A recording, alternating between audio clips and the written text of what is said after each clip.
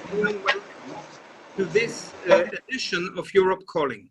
Europe Calling is my series of internet-based debates. I started well before Corona, and the webinars are now popular, which they were much less so. They allow people and citizens in Europe to get closer to the European institutions. So often, even technically looking issues like the European Investment Bank, sorry, Werner Hoyer, for this, are generating a lot of interest.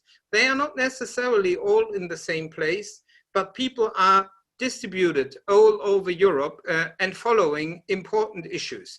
And this is exactly one of these important issues. The European Investment Bank is a very big public investment bank. It has a lot of influence, what we will fund, which projects will be realized and which won't.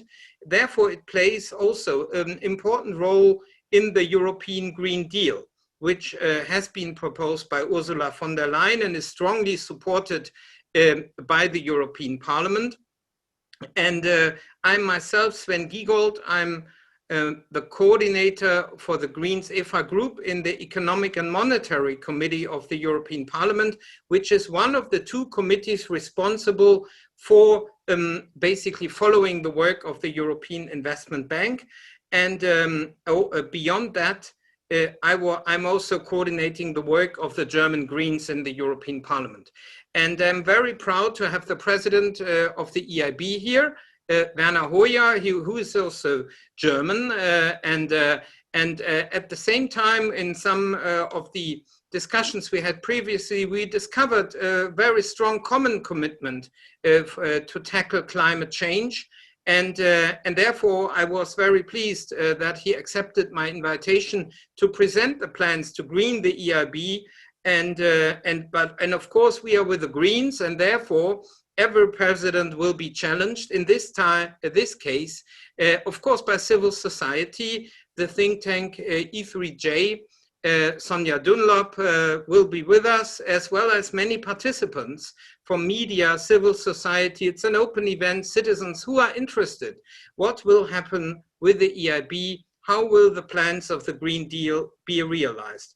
As always, this is a space for open exchange, respectful exchange. So therefore, this will also be respected here. People have the possibility to ask written questions or also take the floor by raising their hand. And I will try later on to give people the floor and at least work on the most important questions. You can put the questions here in the F&A or Q&A function. And also, as I said, use the hand button in order to show that you would like to speak. But of course, first of all, we'll start with the presentation where President Hoyer will lay the ground. What is going on to green the EIB at the moment? How far are the plans? What is still to come? And then we will hear the voice of civil society in order to also see how they judge what has happened and what is planned for the future. And then we open the discussion. For me, this is also highly interesting for our work in the Parliament, where basically important open issues lie. I would like to conclude my introduction with saying that this is recorded, and we will put the recording afterwards online so that people can follow it even if they haven't been here. So when you raise your voice, please make sure that you know that this will also be recorded. And if you speak or raise questions, please name institutions to which you perhaps belong, so that we have also our bit of lobby transparency here, which is the norm in Europe today. And we are working on it, that it is also the norm in our national parliaments. So, but without further ado, President Hoyer, how do you intend to green the EIB fully, please?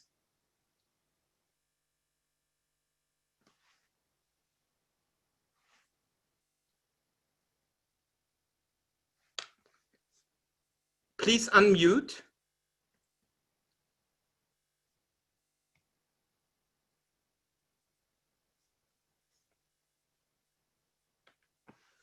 Please unmute. I think we should be there now.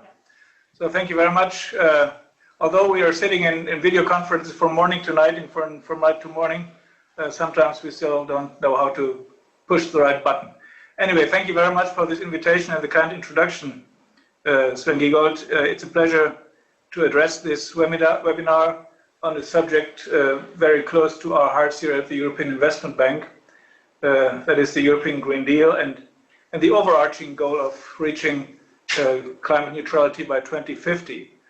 It is great to do this webinar today because after we had almost exclusively or overwhelmingly a climate year in 2019, of course, since March of this year, everything is overshadowed by COVID.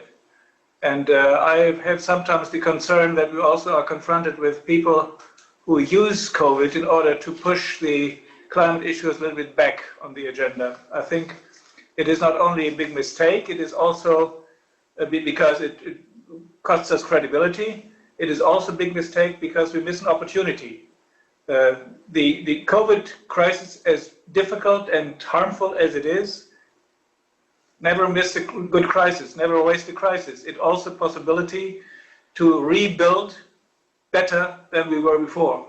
So how we do the rebuilding of the European economy is decisive also for the question whether we reach our climate objectives or not. I'm pleased to update you about how our bank, the EU's Climate Bank, is supporting efforts to limit the global temperature increase to 1.5 degrees and to build a resilient green future for our citizens. I'm not sitting here alone. I would not dare, with such a competent audience, to sit here alone. I have my colleague and friend, Vice President Ambroise Fayol with me. Ambroise is the Vice President responsible for the climate activities, and he is doing it with huge energy.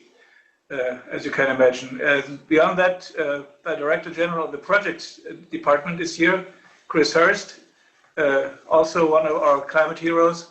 And when it comes to the real work that needs to be done, then it's Nancy Scheich, who is sitting to my right here, and she will probably take the floor as well later on. As we recover from COVID-19, hopefully soon, although we must get used to the fact that we will have to live with it for quite a while, we must continue to act with ambition and urgency on climate, but of course we must also do it in a socially inclusive and fair way, and this is what the Green Deal says, leaving no people and no place behind. And I may add that a very important part of this, as we look at the terrible wildfires in forest fires in California, or at the hurricanes once again hitting the Caribbean and crossing the Gulf of Mexico to Florida. And as we watch the new reports of extreme flooding from Guatemala to Greece, my dear friends, the climate is already changing and we must do more to help businesses and people to adapt. Today I've been asked to address 3 questions. That is, first, the role of EIB in supporting the Green Deal.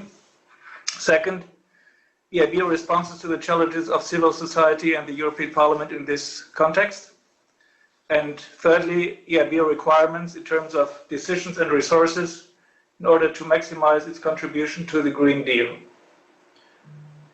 Let me come to the first question, our role in supporting the objectives of the Green Deal and its implementation. I'd like to stress that, of course, the EIB Group has for many years supported green objectives by applying rigorous environmental and social standards long before the announcement of the European Green Deal in December of last year. EIB has required all its borrowers to identify, mitigate, and manage environmental, climate, and social risks. We have also, for years, been actively financing investments contributing to our climate change mitigation and adaptation objectives. Indeed, last year we were by far the largest multilateral financier of climate action projects worldwide, providing over 19 billion euro in climate finance, which is, by the way, over 30% of our overall lending volume. We are a little bit ahead of our planning. What is important, if we see the need to crowd in also the private sector into these efforts, is that we have been also the pioneer in the green bond markets. Since its launch of the world's first green bond in 2007, we are now the largest multinational issuer of green bonds, and we continue our work in this area, supporting the green bond market to grow without greenwashing.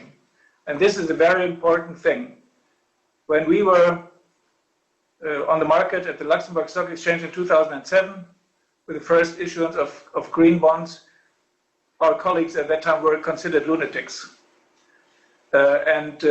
This lunatic idea has now reached a volume of more than $900 billion on the world markets, so it is not quite crazy. However, we were, or my colleagues at that time, we were completely aware that there is a risk that some people might simply paint a piece of paper green and call it a green bond. The investors, insurance companies, asset holders, whoever around the world who buy our bonds and buy green bonds, they want to be sure that what is painted green contains green. So it was necessary to come up with the necessary standards. What are you allowed to call a green bond? And this green bond principle work was very, very important, and I think at the end of the day quite exciting. The excitement about greenwashing has been receding considerably, and it's moving now into the taxonomy proposed by the European Commission, and we have been active participants in this development. That is a very, very good move. Of course, many important social and development projects may not be focused on climate, but with that in mind, EIB launched the Sustainability Awareness Bonds 2 years ago, with finance focused on environmental objectives beyond climate and on social sustainability. Basically, one can say we can forget the Sustainable Development Goals of the United Nations if we don't manage to crowd the private sector in, because taxpayers' money will never be enough in order to reach these objectives. So the idea of green bonds is now spreading to other areas. We have had the first project on water, with water bonds. We are now expanding this towards education and health. And there are other parts of the 17 SDGs that might be good targets for specialized bonds like the green bonds were at that time. Just ahead of the launch in December 2019, launch of the European Green Deal, we then adopted our new energy lending policy. And that, I must say, was almost a miracle. I mean, the process took forever. And we were several times at the point where we said, okay, let's go for a majority decision and get it done. But this process of discussing it again and again and again finally led to adoption by more than 90% of our represented capital. That was quite amazing. We must be aware that there are member states of the European Union who believe that they are the victims of this policy because their dependence on fossil fuels is still considerable, and their support needs are therefore enormous. And therefore we must always see this together, the move out of fossil fuels and at the same time the availability of support for those countries and regions who still today depend considerably on fossil fuels. I always say that the coal miner in the last coal mine of Europe who leaves the coal mine one day will not be transformed into the head of a digital startup within 2 days. So there must be assistance and support for these regions in particular. We take that very seriously. When we committed to this new energy lending policy, our board of directors also committed to, number one, end financing of unabated fossil fuel energy. Secondly, align all financing activities with the goals of the Paris Agreement by the end of 2020. That's very close. Thirdly, dedicate at least 50% of EIB financing to climate action and environmental sustainability by 2025. And fourthly, support €1 trillion of climate and environmental investment in the decade to 2030. These have been our objectives. I presented these in during the climate summit at the United Nations General Assembly in September 2019, and at that time, upon return to Europe, I saw some eyebrows raised with some of our shareholders. At the end of the day, they agreed with 93% or so to this proposal. Since then, we have been working intensively on our climate bank roadmap, including exchanging with many stakeholders. Ambroise Fayol and Nancy Scheich and Chris Hurst can say more about this. We had a report from them this week on the management committee of the bank, and it's a fascinating roadmap. It will be presented to our board later this year and will provide a detailed operational framework for our activities in the critical period 2021 to 2025. Long gone are the days when finance can be called green by supporting one environmental objective whilst undermining another objective of infringing on human rights. That is what sustainable finance is all about. It has to be sustainable in all senses. And I think the understanding that sustainability is a very encompassing term and concept is more and more being understood. Second point you asked me to touch upon, EIB engagement with civil society and the European Parliament on the European Green Deal.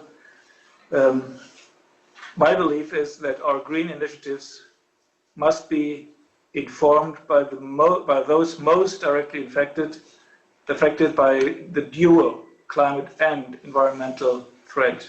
As customers and civil society are in many ways the drivers of the green agenda, our climate bank must be guided by and accountable to, well, let's say, the young climate activists who raised their voice so strongly in the European Parliament election process. They have broadened and added urgency to the debate, and I welcome this very much. Secondly, you must be accountable to developing countries and vulnerable people exposed to the ravages of extreme weather and natural catastrophe, as could be seen this year again. And thirdly, to those whose jobs and livelihoods will be affected by the transition to a low-carbon future. I pointed at that already. Stakeholder input has therefore been key in the ongoing development of the climate bank roadmap. This year we conducted an extensive stakeholder engagement campaign. We received more than 220 written contributions, totaling over 1,000 pages of input from about 200 stakeholders, of which 70 to 75% are based in the European Union. In addition to the open invitation for written contributions, we have set up 2 sets of thematic webinars for interested parties. Input received is now informing our internal discussions, shaping the roadmap. Throughout the process of stakeholder engagement, we have particularly valued the contributions of leading think tanks such as E3G, which we are delighted to have also on this panel. E3G, have provided detailed guidance on how the EIB can improve delivery of our climate bank ambitions. We also received your feedback based on the Paris alignment assessment of MDBs, including EIB. We further welcome the strong ambition of the European Parliament, particularly in the sphere of climate action. The European Parliament really helps ensuring that stakeholders remain focused on the objectives of the Green Deal. And by the way, we heard a loud sigh of relief when the European Council in summer came to a conclusion. But when you look at the details of this result, you'll see that some of those issues which we put center stage in our Sunday speeches and our politicians do are suffering here. The funds foreseen in the budget for climate, for innovation, for health, and for development, as a matter of fact, are considerably reduced in comparison to the Commission proposal that was the basis for the discussions of the European Council. Finally, on our plans in terms of resources and decisions to maximize our contribution to the Green Deal, let me be clear, I consider that the key decisions establishing our ambition in the sphere of climate change and the environment were already made by our board last November 2019 when it approved our climate bank commitments and our new energy lending policy. The next key decision to be made is on how we will realize this ambition, and our climate bank roadmap will help us with that as we establish the detail of what we need to do and by when.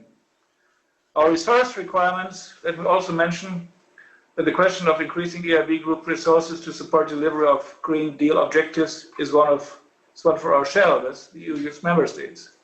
And I have left it without any doubt vis-à-vis the finance ministers of the European Union last week when we had the first on-site meeting of ECOFIN in Berlin.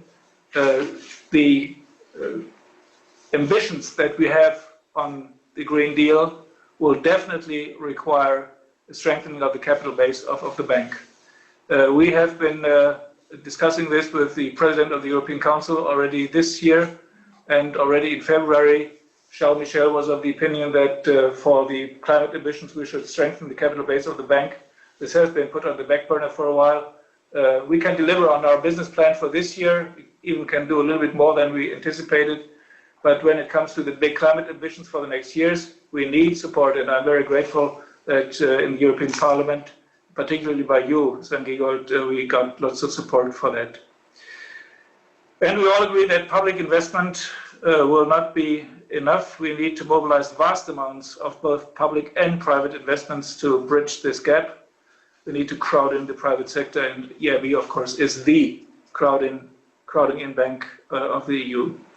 So by strengthening the capital base of the bank, we can accelerate the green transition and we can invest in Europe's future.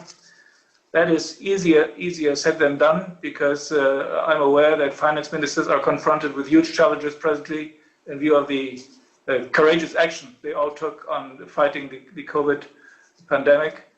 But we must come back to this before the end of the year vis-à-vis our Board of Governors and the European Council. So I trust that our position is clear and understandable. We stand squarely with President von der Leyen, who stated during her State of the Union address last week in front of the European Parliament that, and I quote, "This is the moment for Europe to lead the way from current fragility towards a new vitality." End of quote. A vitality built on the green transition, including the just transition, to ensure people can have jobs and livelihoods fit for a green digital future. So we are grateful for the invaluable guidance and support we received from our partners in the civil society and in particular also in the European Parliament. And you can rest assured of our strong commitment as the EU Climate Bank. We need basis, the resources and the ideas for a truly sustainable recovery in the critical years ahead. So we are ready, and we stand ready to do more.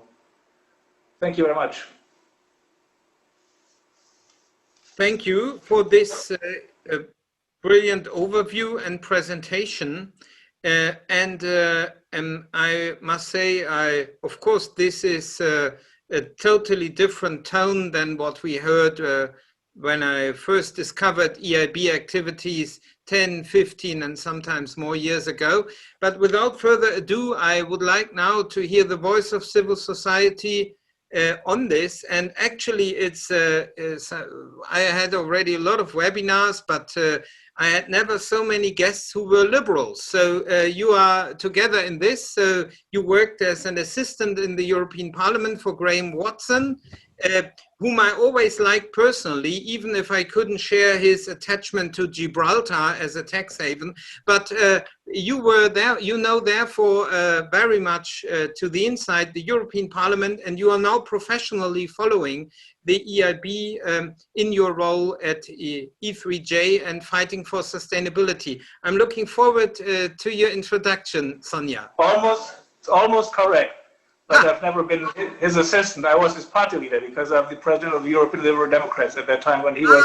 No, you were not the assistant, Werner. I would never call you an assistant. You are a well-known liberal politician. Were in Germany before, and that is, of course, appreciated, but taken for nearly granted. You can look it up on Wikipedia, while with Sonia, Wikipedia doesn't help you that much. So not yet, Sonia, you will be there. So very soon. So please go on before I bring myself in more trouble here. So please.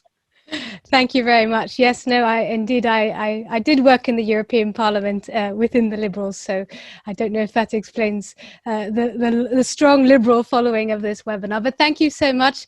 Thank you for the invitation. So my name's Sonia Dunlop. I am a senior policy advisor at E3G. We are a climate change think tank with offices all over Europe.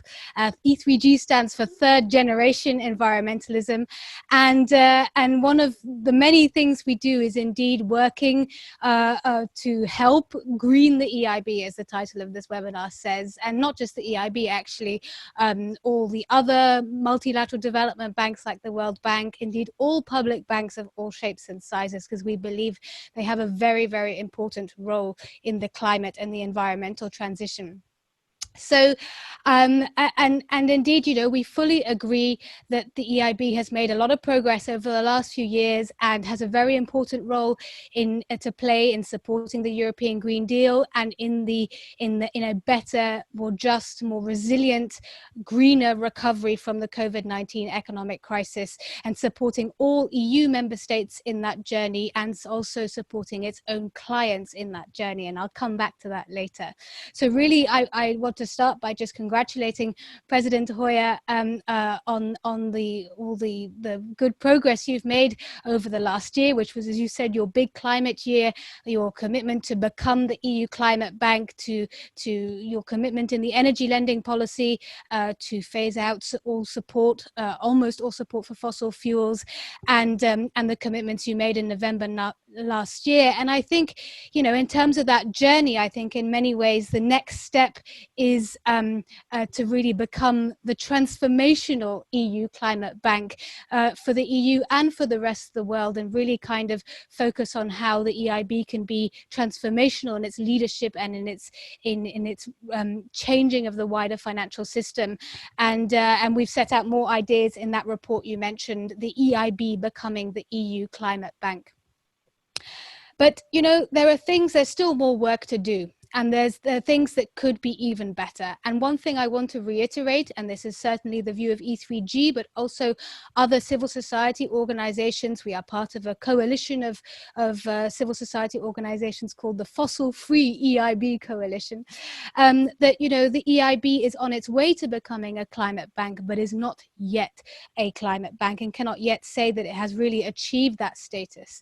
And I think that the climate bank roadmap that you mentioned will play a big part in that.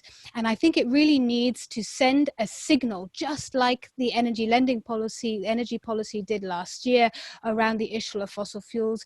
It needs to send a signal. And I think one of the difficult issues that still remains in that climate bank process is how you approach the area of transport, and specifically how the EIB approaches infrastructure issues such as airports and motorways, and whether investing in new airport capacity and investing in new motorway and road infrastructure capacity, whether that can be said to be really in line with the Paris Agreement. And indeed, a group of NGOs sent a letter recently, a few months ago, making that point. Because, you know, we are on the road to climate neutrality by 2050. We hope we will soon be on a road to 55% greenhouse gas emissions reductions by 2030. It is so important that we are not using public money to perpetuate these high carbon forms of transport infrastructure, and that we're using public money to really shift the transport system to low carbon forms. And this is because we're really, you know, we are in the critical decade now in terms of climate action. We're out of time to solve this climate change challenge in terms of mitigation and adaptation, in terms of reducing emissions and protecting ourselves from the impacts of climate change. And so it's urgent that we really listen to the science in this era of many anti-science movements around the world, and act accordingly. And as you said, here at E3G, we are also updating our assessment of Paris Agreement alignment of climate action at the EIB and at other multilateral development banks. And that will be published in the form of our E3G MDB climate action matrix in November of this year. And a number of questions have come out of that. And I wanted to put those questions to you, in addition to the question about transport. The first was around the EIB's total greenhouse gas emissions from its total portfolio of investments. I think it is important when thinking about greening the EIB to think about the EIB's total impact on the environment and to quantify what that is, and then to set a target to cap that and then to reduce that over time. It is a simple tool that can be used to really green the EIB, and it's something we would like to see the bank and other banks similar to it do that. So my first question is, will you consider introducing such a greenhouse gas emissions total target and reduce that over time? I think another key challenge that remains in the process of greening the EIB, and this will be very important in support for the European Green Deal and in the response to the COVID-19 crisis, is that around how the bank helps its clients and its intermediaries, the public banks, the private banks, the companies which receive EIB money, how it helps those banks go on their own process of decarbonizing and coming up with plans to align with the Paris Agreement and greening processes. Because it is really important that the EIB does require its clients to put in place decarbonization plans, put in place climate adaptation plans, and that this is really written into the contracts with these institutions, because otherwise there is a risk that the money could end up in the wrong places, in the wrong hands, and that as the NGOs put it often, that it could end up as EU taxpayer money could end up as a blank check to polluters, if that makes sense. Then you mentioned the issue of the EU Sustainable Finance Taxonomy, and I know that the EIB has been very involved in this, and it has set targets around this. But it'd be great to know if you might be willing, in the spirit of transparency, to disclose what percentage of your portfolio, once the taxonomy is ready, is in line with the taxonomy. And even more importantly, whether you think EIB has a role in adapting the taxonomy for use outside the EU, because as we know, the European Investment Bank does not just lend inside the EU, it also lends outside the EU. And there, the taxonomy has an important role of helping to define what's green and what isn't. And we need to adapt the taxonomy for use outside the EU. And I think the EIB is well placed to do that, and it would be great to hear from you on that point too. The European Green Deal communication talked about phasing out financing by multilateral institutions of fossil fuel infrastructure, strengthening sustainable financing, and phasing out all new coal plant construction.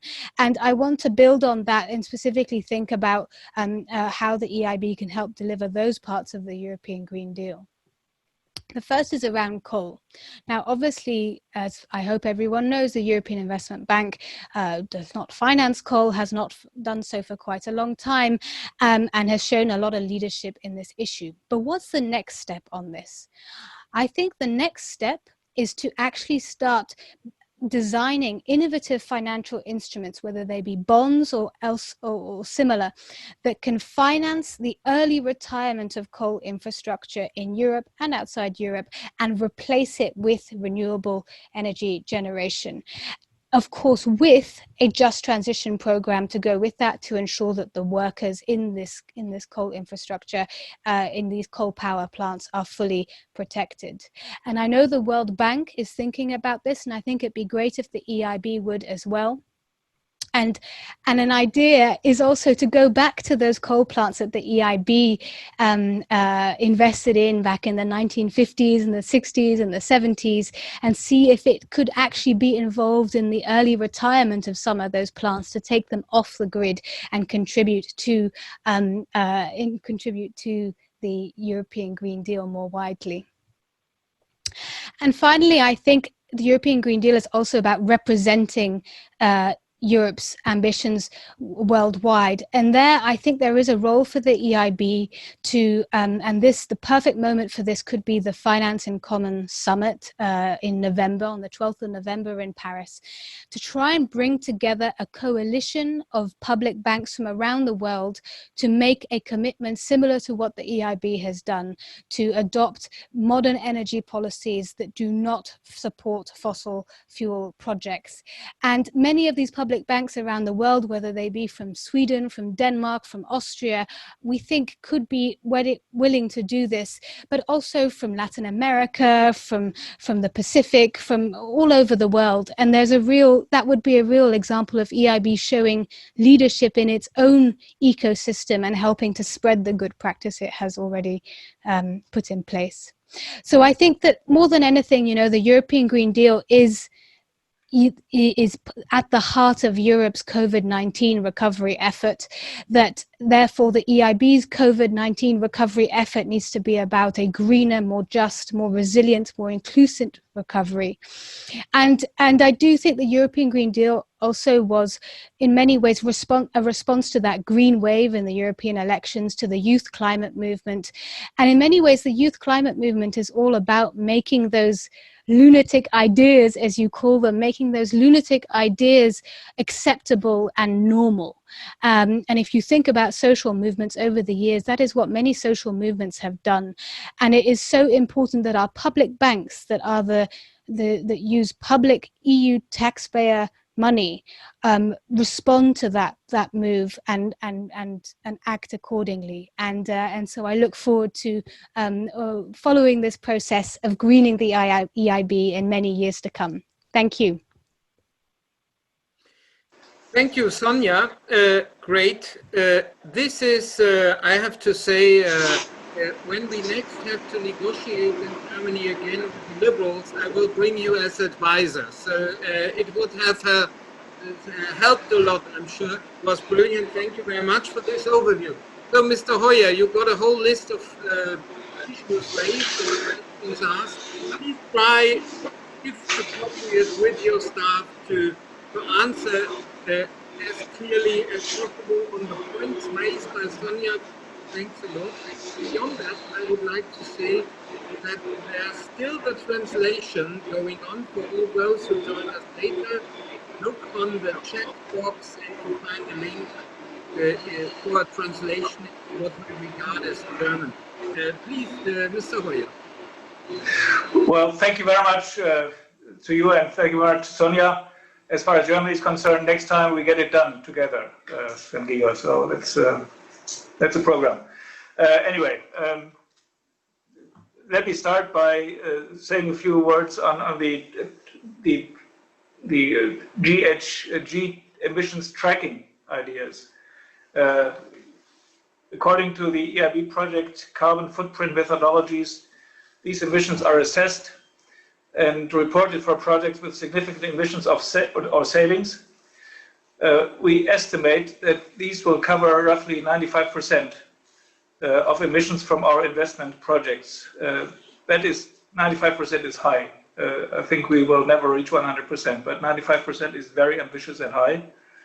We report both absolute emissions and relative emissions, the estimated savings, so to speak. We believe that reporting of both of these for all sectors and not just cherry picking to only report on savings is very, very important.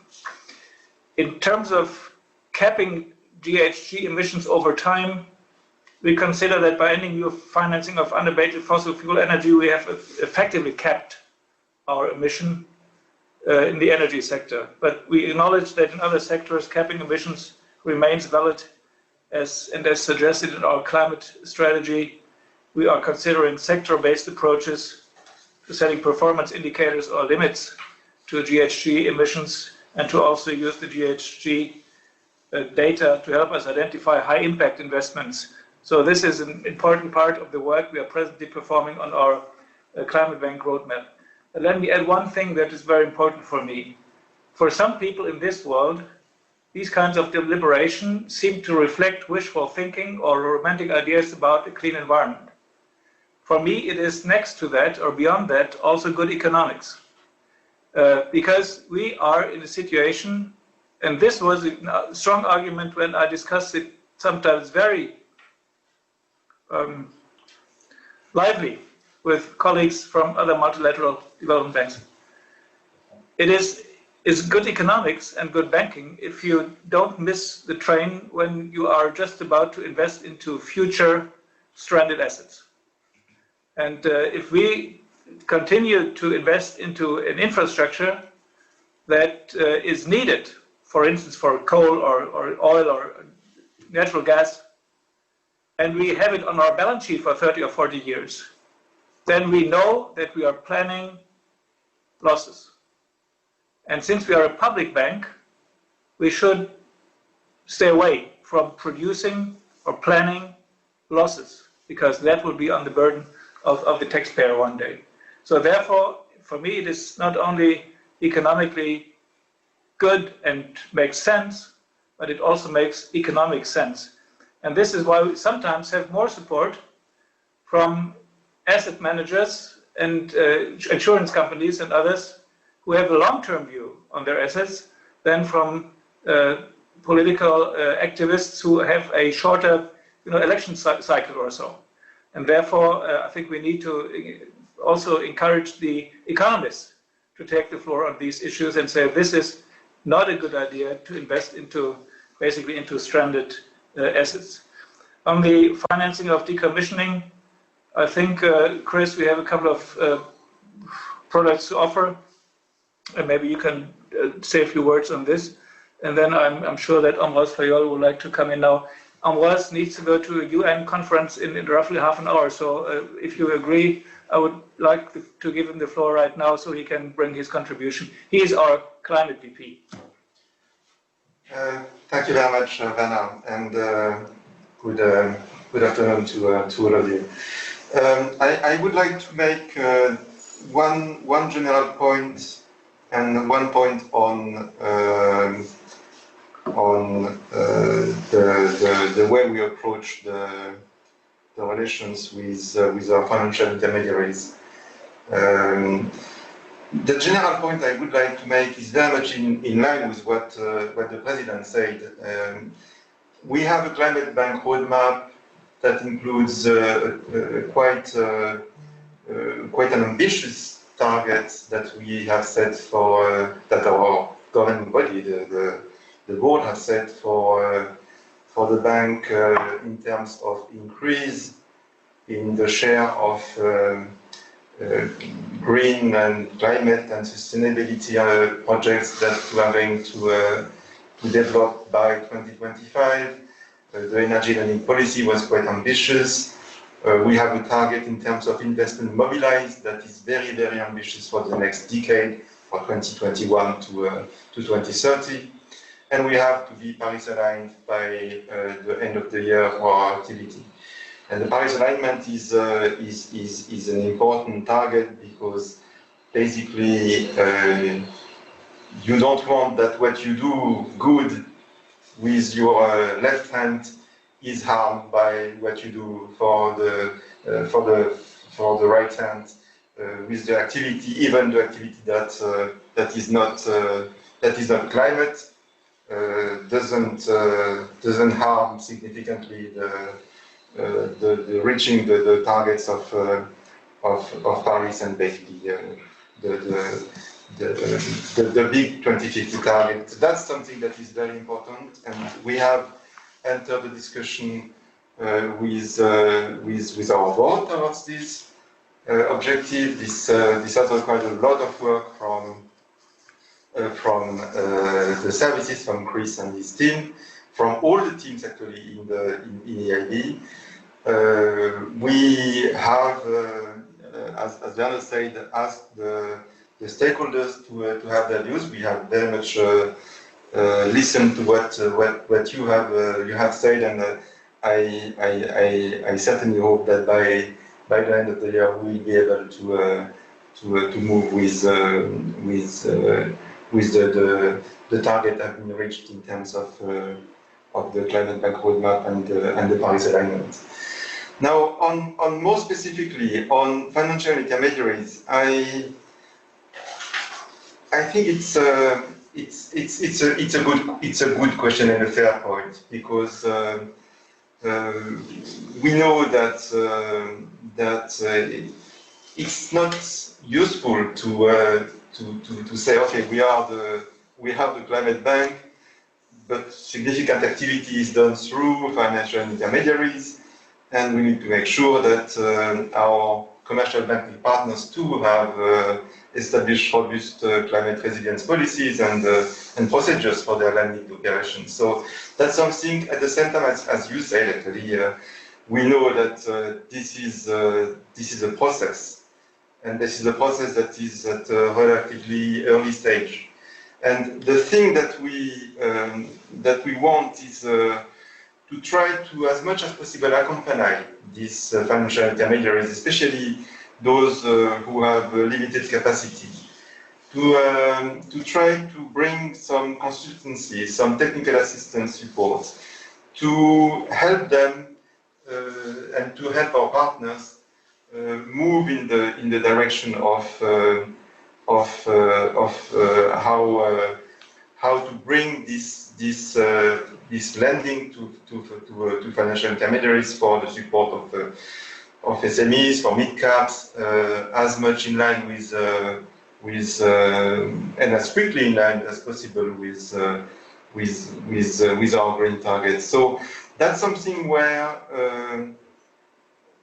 we know that there is a lot of work ahead of us, and we are very much willing to accompany our partners from technical assistance and any kind of support that they can have to reach the targets that we have set for Europe.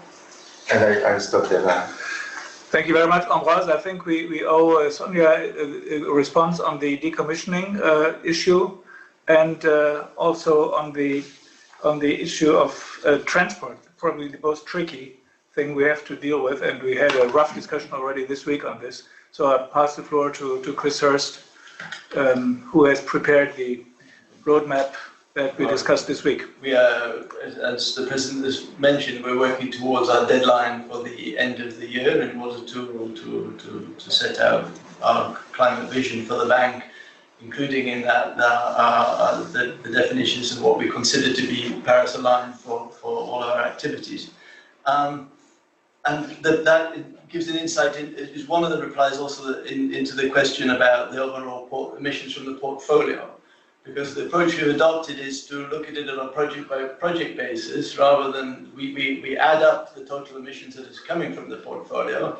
But as a way of controlling what the bank is doing, we're doing that on a project-by-project basis, because we're able to set limits on a project-by-project basis, rather than controlling it by having an aggregate indicator that we reduce. So if you give an example, if we have an EPS standard for our power stations, and so we wouldn't have a situation where we said, if you had a top-down constraint, you could have, for example, nine renewable energy production sites that would allow you to have one very polluting site if you just had a top-down cap. So we preferred to operate with a bottom-up cap in the energy sector, which, as I say, the result is essentially that we've decarbonised the energy sector. And now we're looking at other sectors. But it's an open question about how we should actually monitor and report. Well, we are reporting the overall emissions from the portfolio, but it's an open question about how we should also set targets or not for those aggregate numbers. For the questions of decommissioning, what we have seen our role in that process is largely funding the replacement sources of energy, so funding the renewable energy that will replace the coal power stations that will be shut down. And it's an interesting question to think about. There's two issues that I can think come immediately to mind. One is that the people who have been running those power stations should have been setting aside money to decommission them. And if they haven't, the question is, where has that money gone to? And is it now the time to substitute for those funds that should have been accumulated during the operating period by a loan from an organisation just as EIB? So it's an interesting question to reflect on. The other question is that a decommissioned power station doesn't produce any revenue, and we are a bank and we want our loan to be paid, so the money would come from somewhere else, in fact, to pay our loan back for decommissioning. Where would it come from? It would come from the renewable power station which we're funding. So that's why, so far, we preferred, rather than thinking about lending to those activities, to fund on the creative asset side of that equation, rather than the reducing the polluting assets that exist. The other tricky question which you flagged is transport. Transport is obviously a difficult question, and I think it's legitimately a legitimate question. It's not a difficult question because we want to make it difficult. It's a legitimate difficult question because, on the one hand, it is clearly the case that building some new infrastructure leads to some induced traffic in some circumstances, not everywhere, but it does, and that increases emissions because the vehicle fleet is already using fossil fuels and producing carbon dioxide. So that's certainly a fact that is there, and we have to think about it.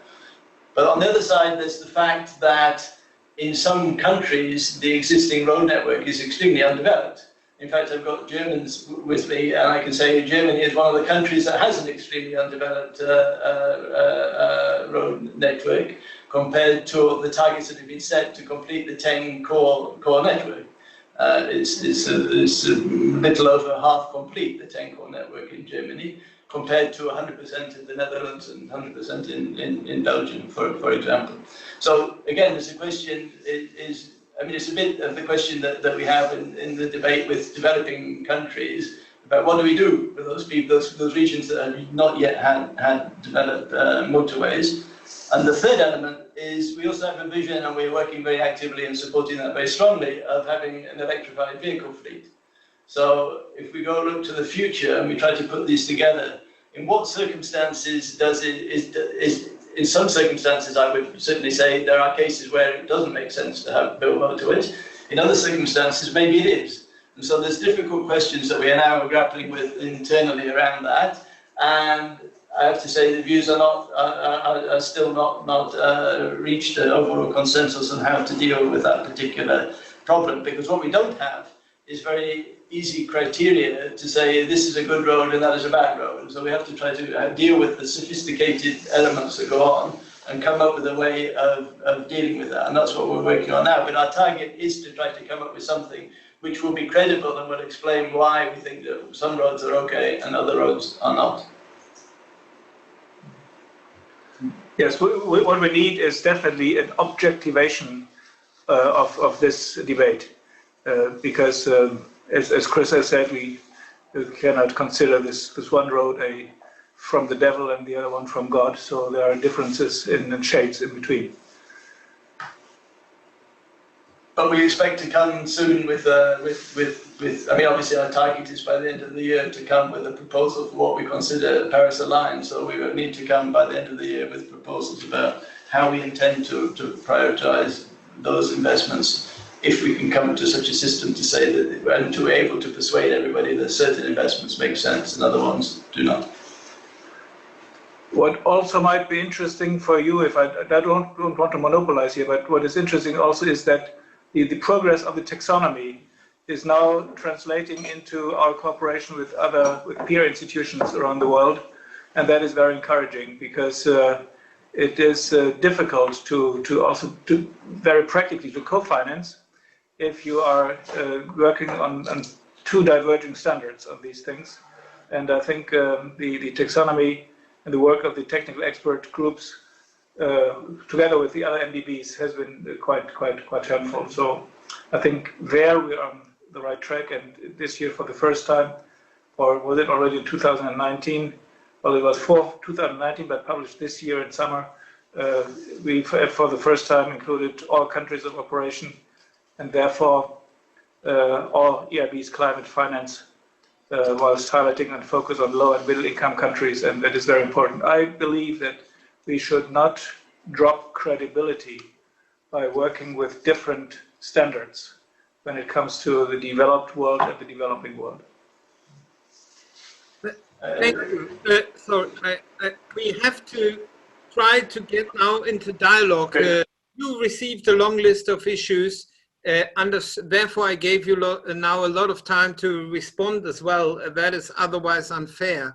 But I would like to give Sonia the possibility to briefly respond, and then I invite you to in Luxembourg to take notes, and then we will give a bit the floor to some of the participants. Sonia, please. Thank you. Thank you very much. And I'll be very brief, Mr. Giegold. So I wanted to respond on the point, because it seems technical, but it's actually really important. The point around financial intermediaries, around how the EIB deals with the banks, the commercial banks, the public banks, the other companies that it lends money to. Because I think I hear that you are thinking about this, but I do want to reiterate that I think technical assistance, so essentially advisory help or advice to these banks to help them decarbonize, to help them green themselves, is not quite enough. And I think the EIB can and should do more. And I'm thinking in particular to what we're seeing from the World Bank Group and from the IFC in particular, who are in many ways ahead of the EIB on this.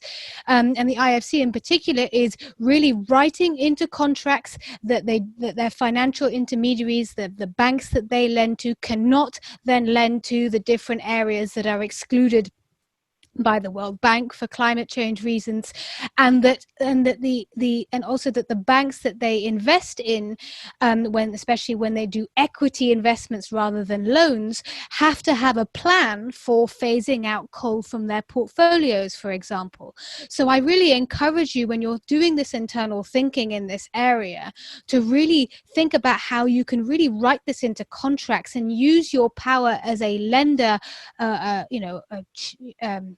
a lender that a lot of projects and banks want to come to then insist on some quality requirements when it comes to green issues and other issues, in order to then make sure that you're doing your bit to help green the rest of the financial system. Because ultimately it's not just about getting your own house in order, but also thinking about how you can use your power as a multilateral development bank, as a bank that's backed by governments, to then change the rest of the financial system. So I really urge you to do more on that point. And then on the point around whether the EIB should be involved in helping to retire, say, coal power plants, to take them off the grid, or whether it should only invest in the renewables energy that would replace it, I think there again you can look again. If you look at the examples of the kinds of bonds that they're setting up in Colorado in America, to replace coal with renewables, and use the savings there to invest in a just transition program for the local communities, there really is ways of making this work in terms of the economics, and making this financially attractive. And there are ways of doing it, and so I'd be happy to share further ideas with the EIB, but I think this is really something where the EIB could have a transformational impact. And on transport, I understand that you're going through this process. I really would encourage you to think about the urgency of the situation that we're facing, the path that we're on towards climate neutrality by 2050. Hopefully soon 55% greenhouse gas emissions reductions by 2030. What does that look like in the transport sector, and how can we make sure that EIB investments do not just extend the life of infrastructure that ultimately is very polluting and that we really should be avoiding? So a few responses from me, but back to you, Mr. Giegold. Yes, in order to get a bit more, the whole situation even more lively, I will now give the floor to a number of the participants who raised their hand. Of course, also for reasons of politeness, I will immediately give the floor to Zita Hermann, who negotiated for the budget side in the Parliament, the EIB report, which the Parliament adopts annually. And I'm curious what she has to contribute. Now you have to unmute. Yes, do you hear me? Yes, Sita, hi, good to see you, not, but to hear you. Thank you very much, and thank you very much for the opportunity. So I would just like to maybe flag some of the points that are in the report that has been adopted by the Parliament in July. Also, in order to help the EIB in this transformational process, because I heard in your introduction, Mr. Oye, that you count on the Parliament to push. So and some of the issues I would be echoing of what Sonia has already said. So in particular, in terms of financial intermediaries, there is a clear call from the Parliament that by 2025, all financial intermediaries should have a phase-out plan for decarbonization. In terms of what has been said also relating to this, in terms of passing on the policies and SME lending, the Parliament is asking for full integration of the European Investment Fund to the project of making the EIB a transformational climate bank. We have some more technical calls on carbon pricing and also on the greenhouse gas emission capping that are quite in line with what has already been said. And I would spare, because I don't think I need to enter into too much technical detail on these issues, but there are some strong calls. And we know that in the financial context, the pricing of coal, for example, is a key element in terms of the feasibility of projects. Then to go a bit more on another side of it, the Parliament would very strongly recommend that in the contracts that the EIB signs, there is some sort of control and eventually sanctions when the decarbonization goal has not been met, so that we don't only look in terms of the financial delivery of the projects, but also whether the decarbonization goal that was set in the project initially has actually been met, and that there are financial consequences in case that is not actually met. And then I would have two questions. I hear that you're working on the roadmap and that you are looking to have a document still adopted this year. We obviously, the Parliament and us in particular, we very much would like to stress the urgency.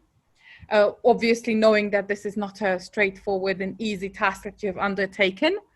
But in addition, I would really like to ask whether you are working on a separate revision of your transport lending policy, or whether this will be integrated in the same document and in the same spirit on lending to other carbon intensive industrial sectors beyond the transport and energy.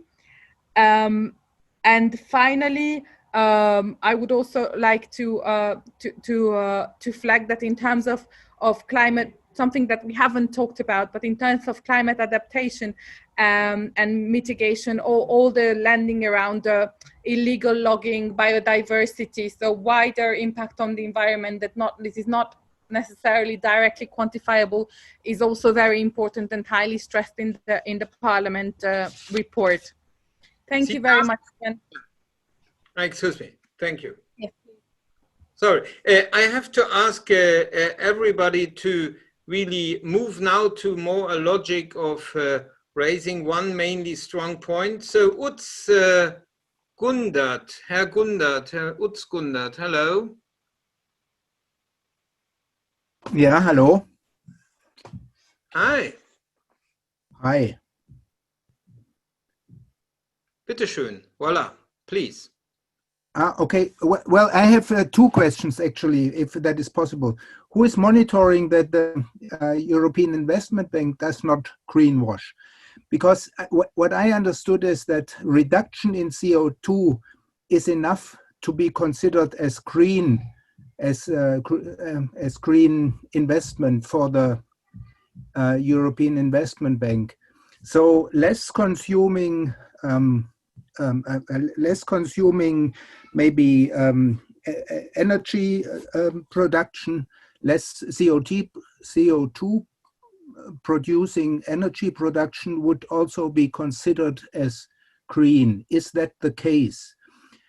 And the other question is, since the European Central Bank has put up the PEP program, promising money more or less without limits, why can the European Investment Bank not just invest almost without limits into a green future? And why do you think that private funds are necessary to be crowded in? Why do you see any limits to money which would the ECB put at the disposal of green investment? Thank you. Thank you for these, and I will finish the first round of reaction by giving the floor to Eva Lichtenberger from Austria. What is this? I have a Zoom seems not to like. Now, Eva, please. Yes. Do you hear me now? Okay. Now it's working. Yes, I wanted to already say it doesn't like you, but Eva. Okay, just to make it short, to have some questions on of course, transport, which has always been my major interest. So I, of course, acknowledge that there are different situations in different member states and in different non-member states concerning the transport infrastructure. But of course, every street that we build will enhance and will not go in the right direction of limiting CO2 emissions coming from transport. This is why I want to ask you, do you have a certain procedure to evaluate if there would be another possibility, another transport mode to be improved by lendings of your bank? Or do you just wait for it? Because we know that a lot of European money has been spent in streets, and I really do not like the idea of people making the same mistakes that we have been making in our Central European states, fostering first the streets and then a little bit of railways only. So this is what my main concern in transport policy that you talked about. For me, living and greeting from the heart of the Alps. So I would suggest, you got a lot on your plate now. I will give the word back. You are now in Luxembourg, right, President? Yes, we are sitting here in Luxembourg. We are gradually returning to work after having sitting at home for 6 months now and still delivering 105% of what we had on our plate until this time of the year when it comes to the business plan. So we have been doing quite well, but it's now urgently necessary to convene again and also to develop new projects. And that is sometimes a little bit difficult if you don't have any physical meetings. Although on the other hand, I can tell you we have had, and this is very relevant for the climate, we have had events of signatures of big contracts with countries around the world and around Europe, where we were sitting in our offices and we exchanged a couple of speeches and then signed the contract and showed it to the camera and maybe had a nice video to it. Under normal circumstances, I probably would have traveled together with the vice president and 2 directors and 2 loan officers and 3 lawyers and 3 engineers for 2 days to that destination. I mean, this is a considerable reduction of our transportation activity, traveling activity. Now, to be serious, the one thing that surprises me, and I'm ready to dig more deeply into this, is the point on the lack of pressure on the intermediaries when it comes to the standards that we are setting. My understanding internally here at the bank is different. And so far I was working on the assumption that we need not hide vis-a-vis our peers on this, but maybe my colleagues here can say more about it. I'm ready to look into it. The issue of the European Investment Fund is very relevant. I think in the context of the programs we have set up over the last years, they are going absolutely in the right direction, but we are in the process of strengthening the group character of EIB. The two entities of EIB group, the bank and the fund, must move closer together also when it comes to criteria of this kind. And I think we are exactly on the right track. We have begun with the risk dimension, where we now have a group risk chief risk officer, and we are going to move into that direction also when it comes to the other areas. This is particularly important because the European Investment Fund is so active also in the work with small and medium-sized companies. And there, a lot can be done in terms of energy efficiency and in terms of climate action. So indeed, we are going to take that very seriously. On the greenwashing, I think I saw Nancy's site almost exploding here, because that's her pet project, and I'll leave it to her to respond to the points made by Mr. Gundert. And on Mrs. Lichtenberger's idea about the choice between road transportation and tracks, to be honest, I'm sometimes surprised that we do not get more rail projects on our desk. I mean, if I come from a country with a totally underdeveloped rail track system that was basically done 100 years ago or earlier, and we are wondering that this huge transportation need that is there cannot be efficiently and fast taken care of by the present infrastructure. So as soon as somebody comes up with a decent rail project that would really make a difference in terms of climate and energy, we are ready to discuss that immediately. But maybe I pass the floor. Do you want to begin, Chris, or Nancy start? Let's Nancy start, in particular on the issue of greenwashing. That is close to your heart and very close to my heart. So yes, thank you very much for that question. To answer the simple question that you started with, which is very important, no, we do not just count something as climate action because it saves carbon dioxide, greenhouse gas emissions. There are many projects which are very important projects for reducing greenhouse gas emissions, but you can also have energy efficiency in a coal-fired power station. So you might have a saving and you would not call that a mitigation project. So the bank has, for about the last 10 years, worked with the other multilateral development banks to have a harmonized set of definitions so that we all approach it in the same way.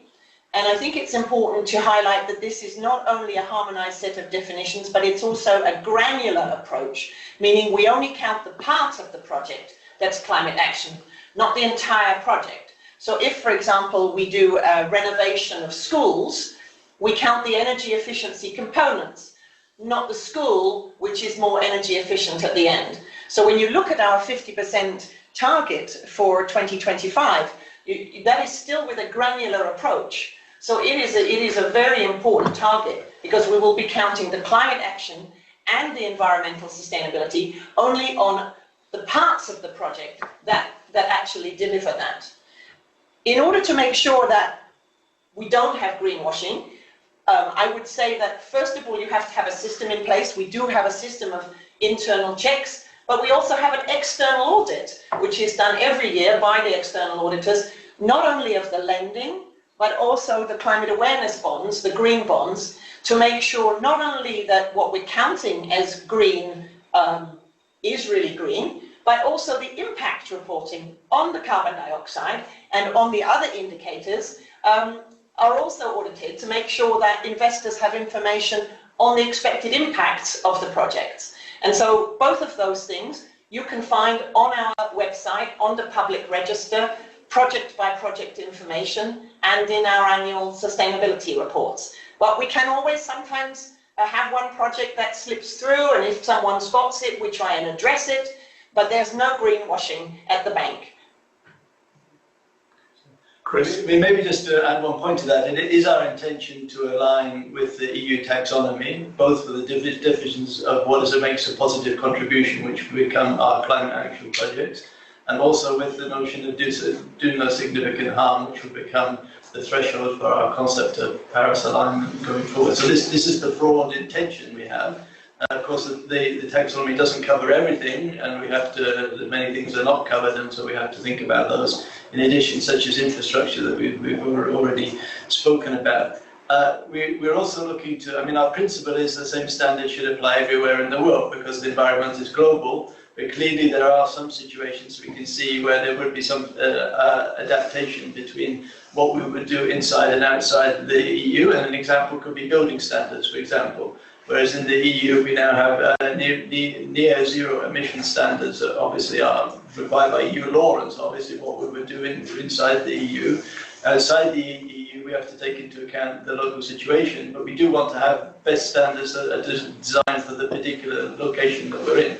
So we're looking at using a variety of tools in order to define what those best standards are, in order to ensure that the buildings that are being built are in line with the Paris objectives globally. For transport, as the President has said, our top priority is to fund the rail sector.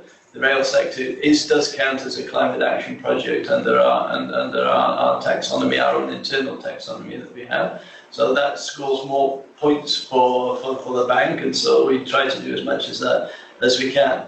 And for all projects, whether they're rail or road projects, there is an economic analysis done with a with and without scenario. Now, maybe some of those with and without scenarios could be developed in a more sophisticated way, and we will always welcome input from people on how we can improve those with and without scenarios. But every project does indeed have a with and without scenario where we compare the economic interest of doing the investment or not. So back to you. Thank you.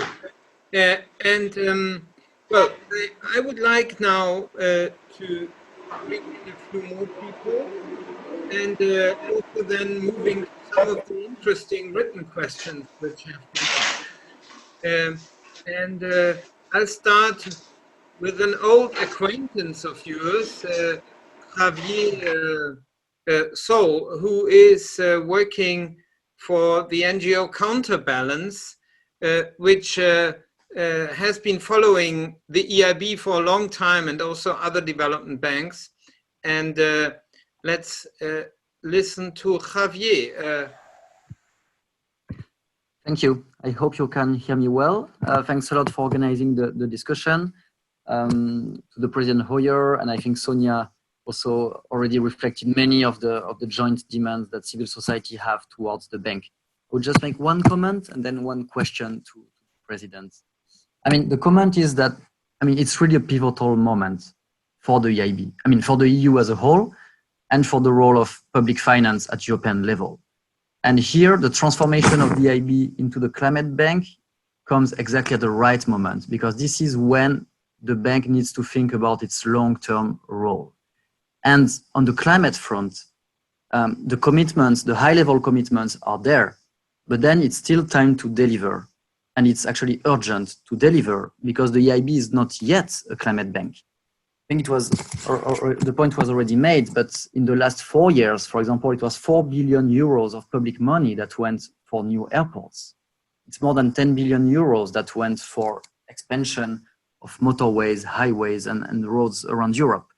And we are speaking here about long-term investments for projects, infrastructure that will be there for decades and that will lock in, you know, our economic system. So that's for the comment. And my question to the President Hoyer is pretty straightforward. The climate roadmap that the bank is working on, can you ensure to the participants that basically you will send to the EIB shareholders, so to the member states, a solid proposal with a clear phase out of the most carbon intensive projects like airports, capacity expansion for motorways. So those projects that are at odds with the Paris Agreement and the climate urgency. That's my question. Yeah, thank you. I take the opportunity before I bring in another speaker to read one of the written questions, which I find extremely pertinent. And it's by a fellow citizen of us, Mr. Hoyer, Kurt Hildebrand.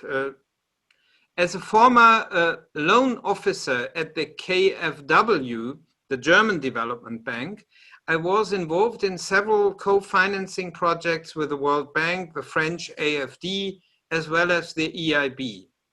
If there was one feature which clearly distinguished loan officers from EIB from those in other IFIs, so international financial institutions, it was that they were primarily driven by incentives to quickly maximize loan commitments. Correspondingly, as regards to content of project and of their financing, they showed a low profile. This was a clear consequence of the incentive system the EIB colleagues were exposed to. How can a greening of the EIB be successful and more than a lip service if such an incentive system dominates the institution? What reform efforts have been and will be made to change this and also to increase staff in a way that content gets much more attention within EIB? So this is about the internal incentive systems. It's a long issue in banking. All the banks discuss this matter. Perhaps this is also not up to date. I don't know. It's happy to receive your feedback on this. And now I'm here in trouble. So if more women would join the debate, I would appreciate it because I cannot respect our internal rules. Mr. Niels Zimmermann, please.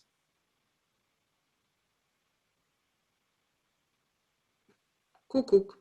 You would have to unmute yourself. Please, yeah.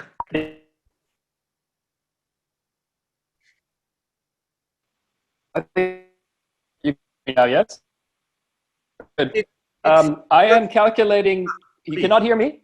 Now it's working. Typical Yes. German problem of underinvesting in digital infrastructure and maximizing current account surpluses. Please, Mr. Zimmermann.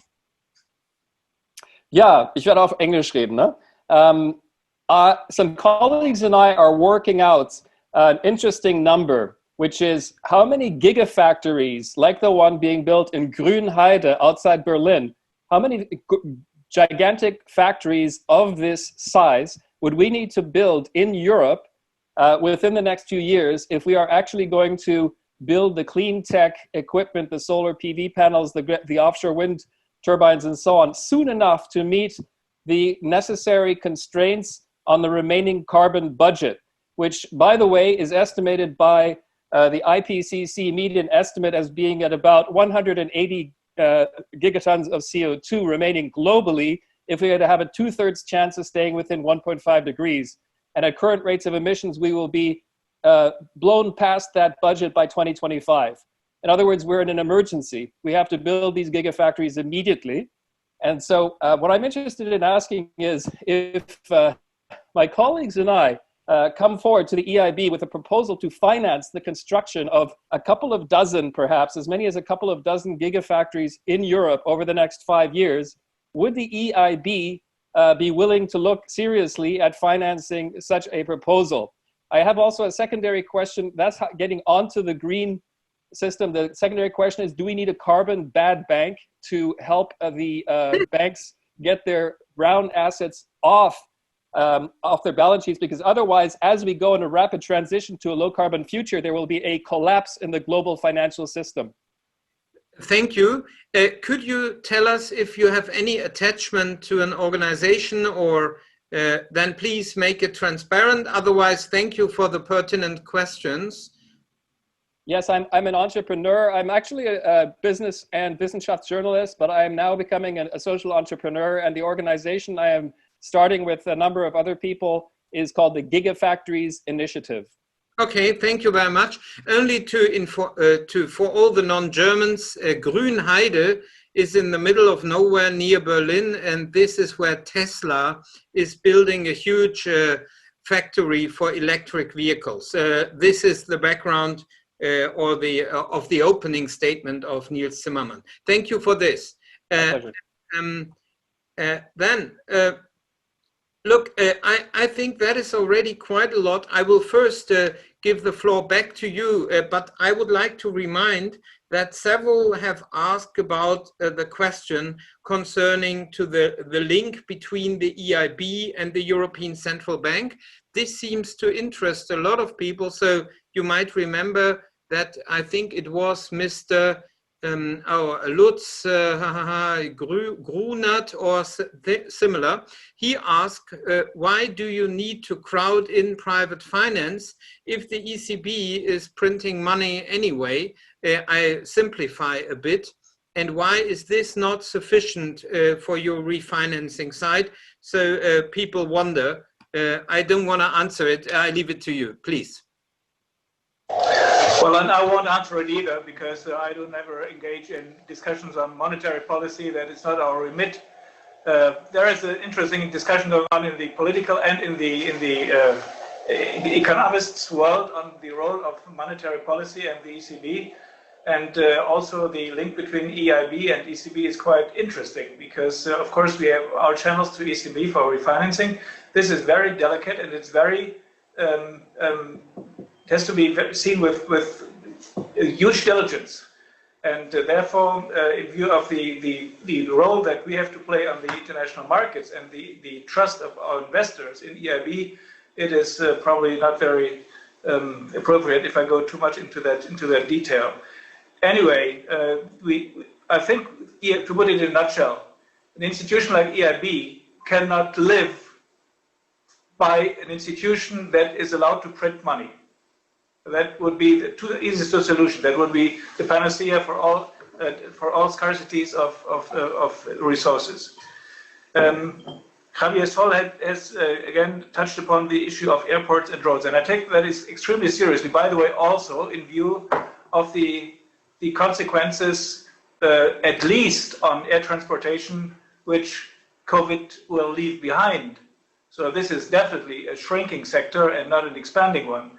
But still, I go for an objectivation of our criteria, because there might still be places where, for instance, you have to close down airports or collocate two airports into one somewhere, and then it's thinkable that this overall energy balance is going to be quite positive, and the CO2 emission balance is positive as well. That cannot be excluded. We need criteria of this kind before we say we never finance an airport again. Or a road, for that matter.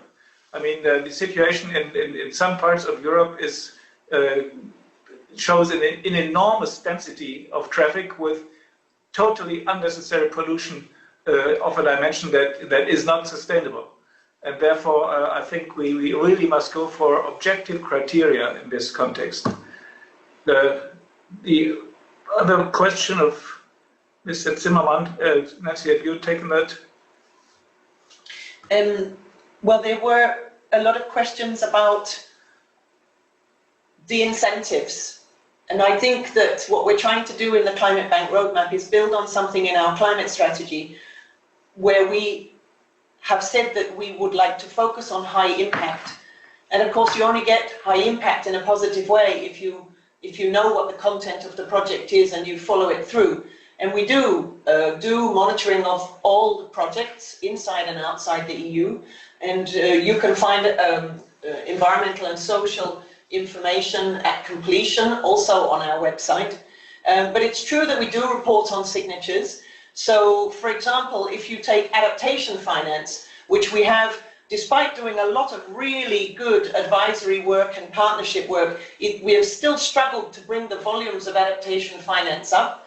In our climate bank roadmap, one of the things we are looking at is indeed how can we change that? How can we create the right incentives, the right support for clients to do more and to make sure that we're reaching the most vulnerable. So this is really then not just about a signature, but about what you're doing and who you're addressing. So we can always do better. We've had a lot of input from stakeholders.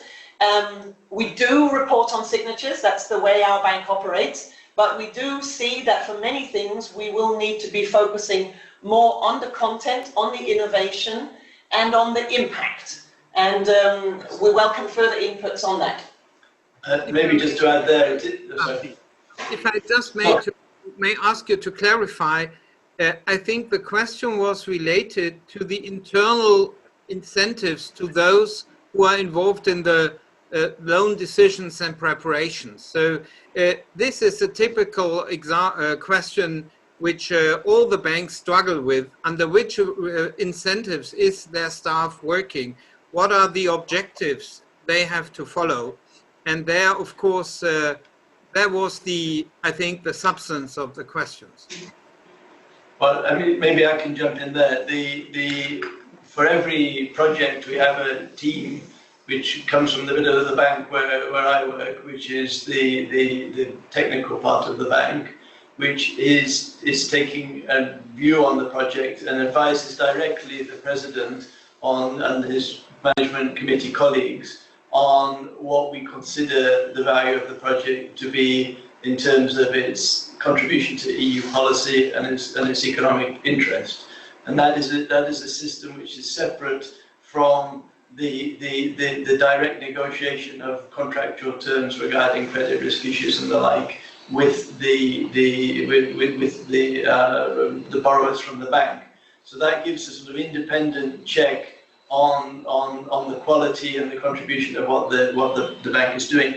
Also, for every project, we produce a set of monitoring indicators and an assessment, in fact, of the contribution to EU policy. What is the quality of the project? How does it contribute to EU policy? And what is the contribution to the bank in that process? And that's included in the reporting that we give to the board. In fact, we're in the process independendly, but in fact, it fits very well together with the Climate Bank Roadmap. We're independently coming up with an enhanced system, which we call AIM, which is giving the additionality and impact assessment of the bank to each of those projects, and that's done on every project and reported to the management committee of the bank, but also to the board. And we will also produce in that process statements of the contribution of the project to EU policy, our contribution to that, which will be put into the public domain. So that's something that we're working on now, which is in parallel to the Climate Bank Roadmap, and we expect to also go to the board before the end of the year on that. But I think that is really important, and that is one of the biggest progress points we have made over the last years, the concentration on impact and additionality. Additionality because we are not there to crowd others out. If a good project can be financed by others, be it in the public sector, be it in the private sector, fine with us. So this is one thing. We have to also always show that in this respect, we make the difference. And the second thing is on impact. And the impact assessment cannot rely exclusively on the signature figures or the disbursement figures. That must have an impact measurement on the political objectives that are pursued with that specific project. And I think in these areas, the bank has really made progress over the last couple of years.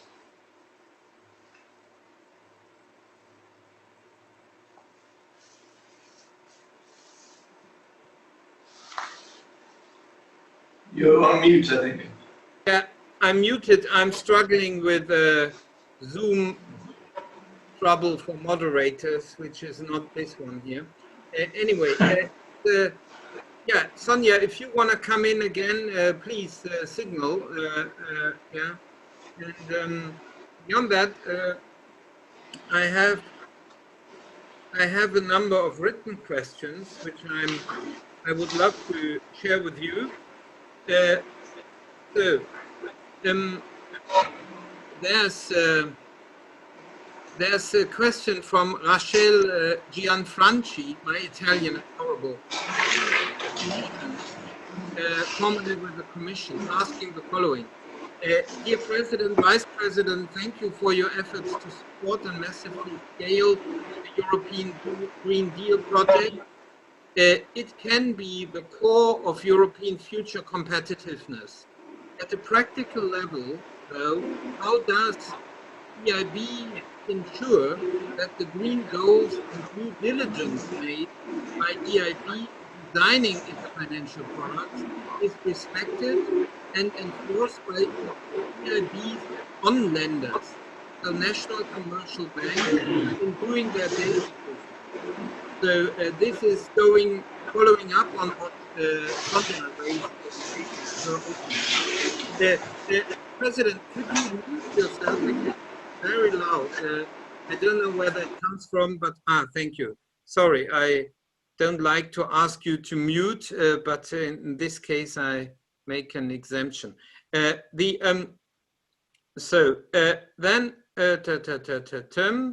we have this one, and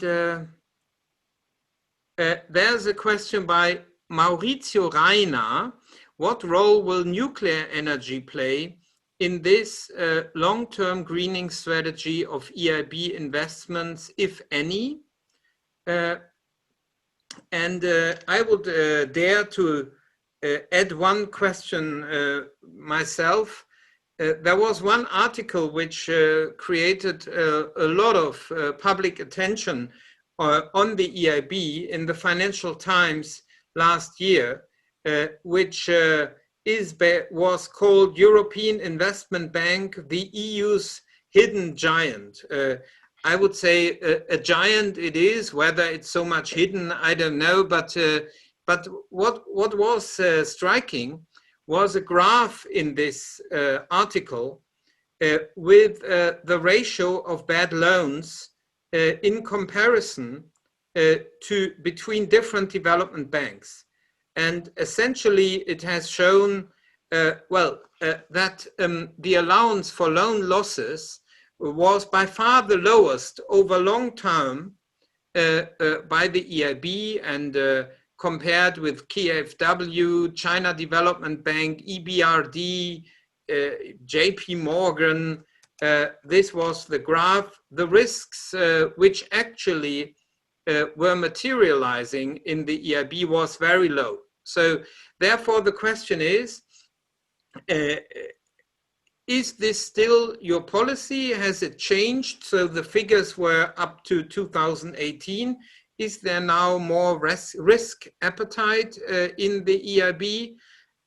And how do you pursue this issue? Because the old issue of additionality is of course doubtful. If there's any loan losses, the question can be raised, is there true additionality? And knowing, President, that our group has always supported to give you more capital so that you have more possibilities to take risks, and also to give you higher guarantees. I would add that we would love if the EU would finally become a shareholder itself, rather than only the member states. Then you could get additional funding from the EU budget time by time to grow your balance sheet basis. But however, the low losses, the low loss provisions are for me still a reason for concern. So I'm curious what you have to say on this. Please, President and Vice President, colleagues. Well, thank you very much for this question. I mean, I've never seen it as my main job to produce losses. But of course, a bank that goes into risk must accept that here and there are losses. So our losses are relatively low. In my view, this has two reasons.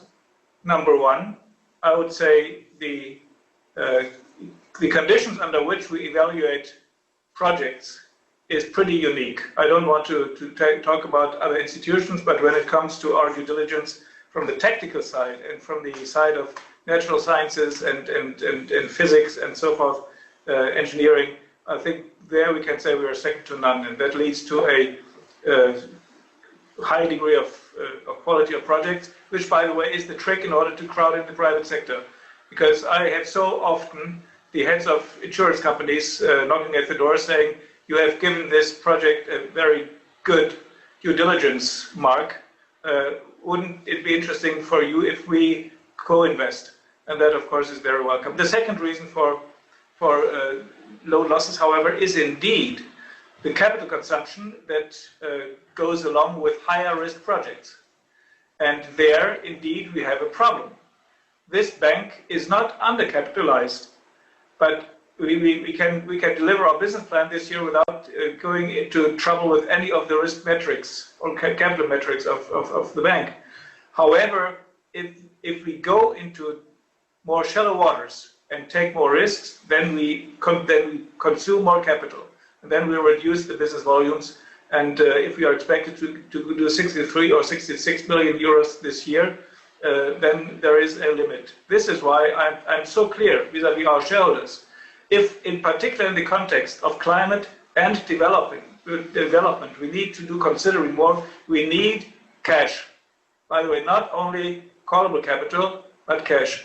This bank is for me as an economist, it's a miracle. And before I came, I couldn't believe it, because when I came to the bank 9 years ago, we had the member states had not paid more than roughly 13 billion in cash into this bank. Plus the callable capital, which today brings us to overall capital of 240 billion. But the balance sheet we financed with this is close to 600 billion. This is pretty unique in the industry, and therefore we have to be a little bit cautious when it comes to capital consumption.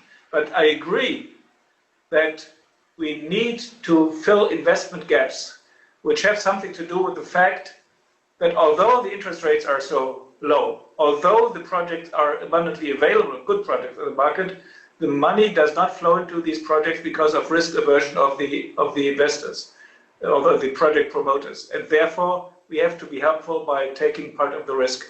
So this is the success of the Juncker plan, which we developed 6 years ago, and this must be also the rule, in my view, for InvestEU and other initiatives, in particular in the field of research and development and innovation.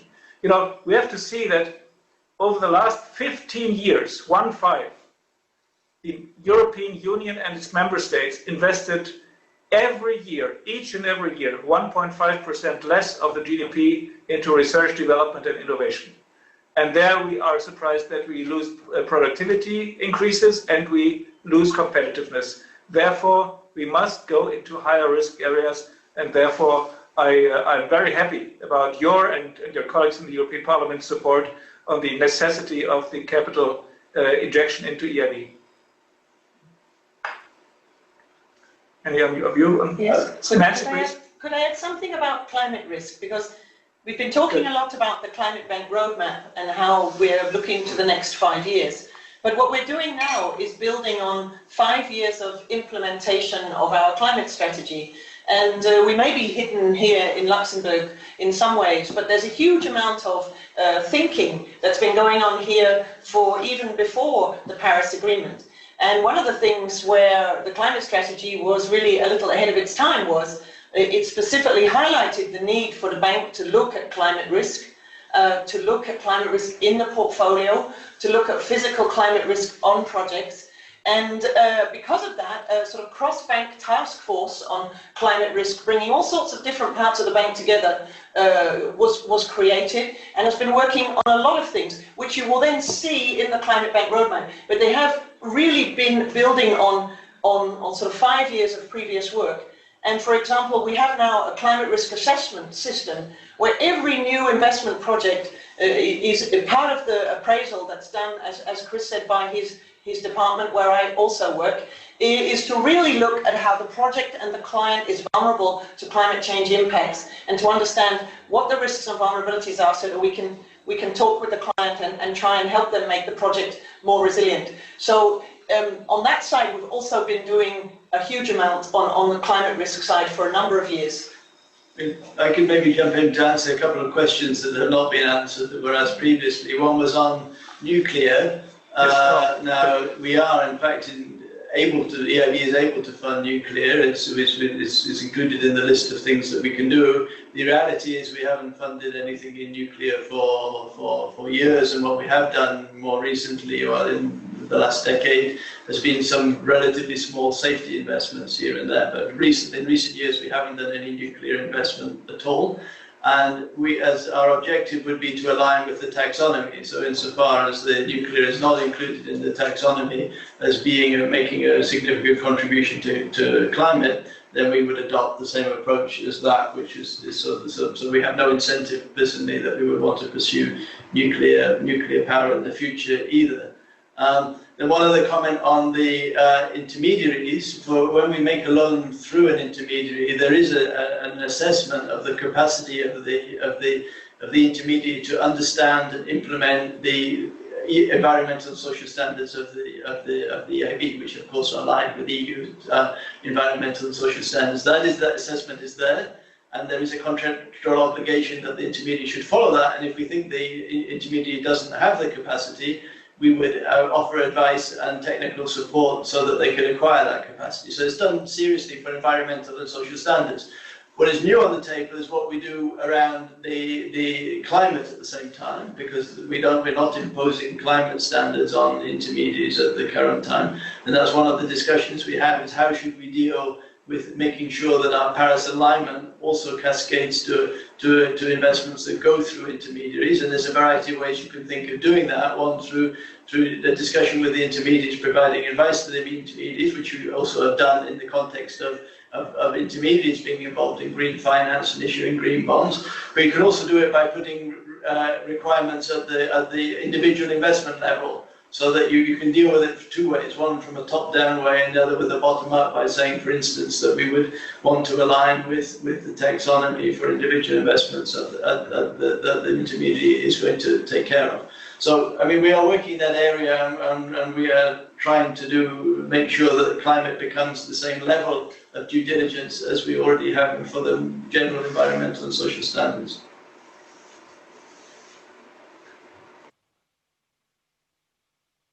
Tusen tack. We are seeing now energy slowly going down, also the number of new questions going down. I had to limit a lot of questions which were not directly linked to your mandate, but I would like to basically raise two more issues. So one I found really interesting. It's by Gioacchino Garofoli. Sorry, today I have Italian questions which are not easy for me to pronounce. Local communities and regions didn't know enough about the opportunities to receive EIB financing for their potential investments. Is it possible to reinforce the knowledge on the existing mechanisms and procedures to receive EIB financing? Do you think offices of EIB in all the national European capitals should ameliorate the diffusion of the knowledge of EIB's role? Personally, I'm sure that even SMEs which receive financing aid by the EIB through commercial banks don't know the specific role of the EIB. Yes, and this is also my experience. Your institution is so important, and most people don't know it, and that is a pity, and also, of course, a pity for the reputation of the union, and therefore I found that very interesting. And then I have one question by someone who's called Klaus Schenk, and he's from an NGO, Salva la Selva, so in Spain, and he's asking the following. We are worried about an EIB loan of 60 million euros to Grenalia Group for construction of a new 50 MB, no, not MB, anyway, a biomass power plant in Galicia, Spain, approved in July 2018.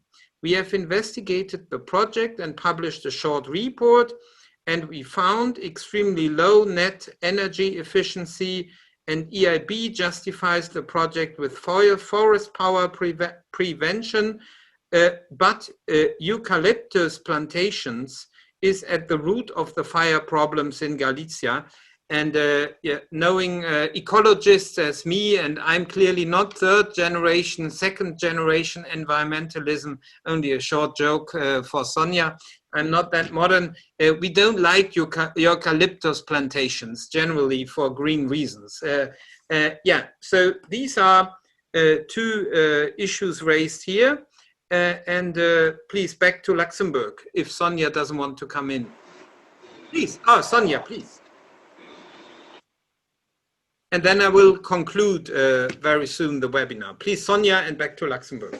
Thank you very much. I'm sure you are a third generation environmentalism, if not fourth generation. I wanted to just pick up on a few points and then make one final point. So first of all, President Hoyer rightly said that we should not reduce our credibility by applying different standards around the world. And I think that's absolutely right. And I just wanted to say, you know, I have had conversations with EIB staff where they have tried to argue for applying lower environmental standards in poorer parts of the world, in the developing world. And I do think that's dangerous, because then we're kind of saying this is good enough for us but not for them, and we need to be very careful with that. It would be very useful to just clarify around financial intermediaries whether you are already then putting taxonomy related requirements on individual investments, or whether that's something you're thinking about doing, because that would be interesting to know. And I do totally agree that with Zita Herrmann that we need to put financial penalties on EIB clients for if they don't meet the decarbonization plans. But I also wanted to just make a last point, and by the way, I totally agree on the biomass plant, and I think also there's a very problematic project in Cyprus that requires attention. But I wanted to make one last point, and that is, you know, obviously the audience here is largely based in Germany, and I think EU member states, and this is more a question for you, Mr. Giegold, than anyone, EU member states need to be using their shareholdings not just in the European Investment Bank, but also in other multilateral development banks in a more strategic way to make sure that all of these banks really transition and become leaders of the climate safe, of the transition to a climate safe world. And I would encourage everyone in the audience to really put pressure on the German government, on the Italian government, on the Austrian government to say, you know, we will not give these banks any new cash unless they really commit to being real climate banks, and we will not support any new fossil fuel projects at the World Bank or similar, because that could be really transformational. That's not happening at the moment. It might happen soon, but we really need the German government and other governments to make that commitment in order to have an impact in all these public banks and not just the EIB. So I just wanted to leave that thought with you. Back to you, Mr. Giegold. No, first back to Luxembourg and then back to me, and I will okay. Well, thank you very much, and you can imagine that I liked very much what Sonia has just said, but I better don't dwell on it too much in detail, because I want to be polite. But indeed, we should apply similar standards, not only within the European Union and outside when it comes to projects, but also when it comes to the financing and the principles run by banks, whether they're inside or outside the European Union. The one question on the role of the bank and the knowledge about the bank, that really moves me. When I came here almost 9 years ago, I was told here by my colleagues, my new colleagues, every day the bank is not in the newspaper is a good day. And I said, well, this is old thinking. EIB is an institution that must be transparent and accountable, and therefore we must tell our stories. And the good thing is, we have good stories to tell. And sometimes I have the feeling we are the good news institution of the European Union, and therefore we should tell the stories. When it comes to the boots on the ground, so to speak, that is more for the developing world necessary. We need to be more present there. then it's basically the same principle that needs to be applied within the European Union. We don't get in direct touch with our clients enough within the European Union. And therefore, we are going to expand considerably the presence of our loan officers, our engineers, our lawyers, also in the member states. Our offices in the member states of the European Union are very, very, very small. And I think in present times of COVID, we are learning how much more we can do remotely. And therefore, we are going to stay a centralized institution, that is clear, but we can do much more decentrally. When it comes to SMEs, I mean, we have something like, we have close to 400,000 SMEs in the portfolio every year in the bank and the subsidiary, the fund. So it is difficult to deal individually with each and every one. We need to do it via our intermediaries. And there again, the contractual arrangements we have with them are key. And Nancy will say a word on this later on, because we need to insist that they adhere to principle that we apply to us ourselves. In addition to that, I now go a little bit beyond my remit, because not everybody in this bank would like to hear that. I mean, we are living in the times of the digital world finally entering our lives, finally being detected by us, not sufficiently yet, but we are on that way. And we are living in the times of platforms. And doing the entire business only with intermediaries might not be the right recipe for the longer future. So we must embrace digitalization and digitization and not consider it an IT issue. It's also an issue of products and client relationships. Nancy, you wanted to come on the issue of principles with our co-financiers and subcontractors? Yes. So you've talked about the taxonomy, Sonia, and obviously we've been very involved in developing the tech recommendations. The taxonomy regulation is now published. And I think it's important to highlight that there are three parts to it. There's the substantial contribution side, but there's also this element, very important element of do no significant harm, but do no significant harm not to both of the climate objectives, but to the other environmental objectives. And then very importantly, these very strong minimum social safeguards. And for sure, I don't think you'll be finding us suggesting that we should be taking different approaches outside and inside the EU. So in terms of what we're doing, and we are doing this not only internally, but sharing with other banks. So this is very relevant to what you said, helping others to adopt this. We are contributing in webinars which are public, but also in working groups with other European banks and other organizations on really taking forward the taxonomy, looking internally also at the do no significant harm and the minimum social safeguards. Our environmental and social standards experts are doing an assessment to see, you know, are there any gaps? Is there anything where we can improve our standards to take account of some of the things coming out of the taxonomy? And we are indeed working very closely with the other multilaterals and IFIs. We believe that the logic and structure of the taxonomy can really help inform where the MDBs are going with their harmonized climate finance. But also, it's a very important way to engage with clients, because I think we all started by talking about green finance. And this is about not just green finance, but greening the whole financial system.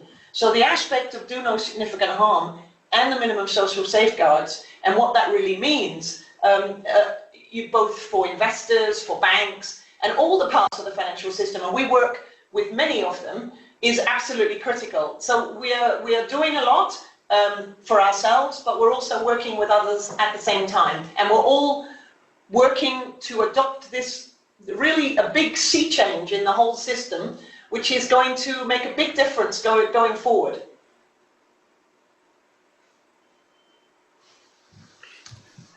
Yeah, thank you very much. There was, I think, no direct answer on this problematic Spanish case. Perhaps there's reason that you don't want to raise it publicly. Perhaps we can open a bilateral exchange on this, please. If I may say one word, I simply don't know the project, and I wouldn't philosophize here about it without having the details. We are ready to engage with the the person who put the question and try to clarify that. I would not be fair to try to answer. Also, I would like to know more about the project in Cyprus that was alluded to, because I just come from Cyprus and I was not made aware that there is a problem. So we come back to it. Yes, problematic interventions from Cyprus seem to shape these days, if I may allow myself this joke, Mr. Hoyer. Beyond that, I would like, first of all, to thank warmly you and your team for the changes you have already introduced. So this is really remarkable, and I have to say that we all know how difficult it is to drive change in large institutions. In particular, if you have a sort of mini council as governing body, this must be horrifying for me. At least you cannot say that. So we saw and suffered with you when you tried to get the energy policy changed, and we were lucky that finally, as you said, it worked. Now we, of course, high ambitions create high expectations.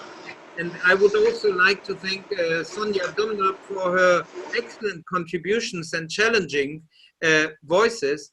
And we, of course, civil society, us Greens, but also those parts of the economy which want to invest in a green future, they are waiting now, of course, that this is consistent in the approach.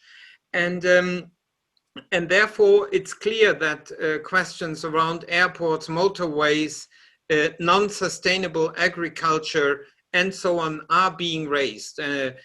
Climate change is not only an issue of CO2, it is about transforming the way how we produce and consume. And of course, this must raise questions, and the science tells us very clearly that we have not time anymore for bad compromises. So this was perhaps first generation thinking. To continue with this, now we are clearly at a time of delivery. Therefore, it's good to see that the EIB is moving in the right direction. I will continue to do in the Parliament what we can do, but at the same time hold you accountable where we believe our standards and our ambitions are not yet met.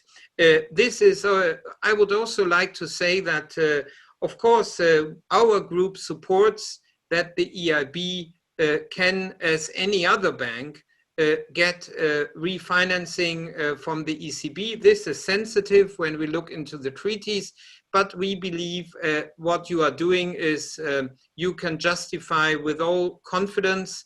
And also here, the ECB can play an important role, but that is a debate with Madame Lagarde, how she can use her mandate to maximize investment into climate financing. And I'm seeing with a lot of interest how also in the ECB there is a lot of change going on, and it is important to use also the tools of the ECB in order to support the financing environment for the green transition. And this includes, of course, you as well. I heard very clearly your call, Sonia, when it came to the German role and the role of other member states in other development banks. One may not forget that Germany not only has one very big national development bank, but we are also proud of our Länder Development Bank, which many other countries do not understand as a concept. So the NRW Bank, I'm a member for North Rhine-Westphalia, is a bank with 180 billion balance sheet, which is not small. And that means the Länderbank can play an important role. And I can only tell you that wherever Greens get influence, we are trying to push into that direction.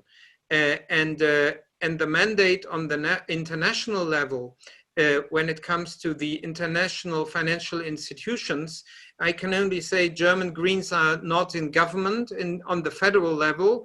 I already made some jokes about your future role in in this, and perhaps I give you a call once we might have the opportunity again to shape their policy. And but of course, the importance we are fully aware of, and this is very much on our list. And my colleagues in the Bundestag, they hold the German government accountable with their engagement in multilateral development banks, and therefore, but you need also some power. And the Bundestag is not the European Parliament. In the European Parliament, we have a culture to adopt large majorities, at least of the pro-Europeans.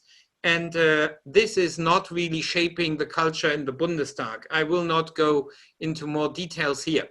I would like to thank everybody involved, all the questions. Also say that I have, as a member, as all other members of Parliament, the right to put written questions to the EIB, so if there are concrete issues, I can always put this into written questions, which then I'm sure you will love to answer in Luxembourg. And then by that way, this is one of the accountability tools we are having. So Mr. Hoyer, I think you were courageous taking that challenge. Thank you very much.